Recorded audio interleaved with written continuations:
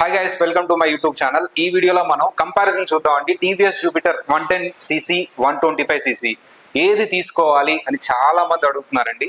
110cc తీసుకోవాలా 125cc తీసుకోవాలంటే మీరేం చెప్పారు? ఫస్ట్ ఆఫ్ ఆల్ టీవీఎస్ అనే వరకు మీకు రేంజ్ అనేది మీకు హైయెస్ట్ రేంజ్ ఇచ్చే టీవీఎస్ ఒకటే. మీ యూసేజ్ ని బట్టి మీ అవసరాన్ని బట్టి మీరు బైక్ చూస్ చేసుకోవచ్చు. అవసరాన్ని బట్టి బైక్ ఇంక్లూడింగ్ మీ హైట్ మీ వెయిట్ అన్ని దాన్ని బట్టి కూడా మీరు వెహికల్ హైట్ వెయిట్ అనేది కూడా ఒక ఫ్యాక్టర్. స్కూటీ జస్ట్ ఒక వెహికల్, అది వచ్చేసి కొంచెం కంపాక్ట్ వెహికల్, కొంచెం చిన్నది, కొంచెం హైట్ తక్కువ ఉన్న వాళ్ళకి అది కంఫర్ట్ ఉంటుంది. అదే విధంగా అప్గ్రేడ్ చేస్తే 110cc. ఓకే, 110 సపోజ్ మీరు ఆల్రెడీ 110 వాడారు, మీరు అప్గ్రేడ్ కావాలంటే మీరు 125కి వెళ్ళవచ్చు.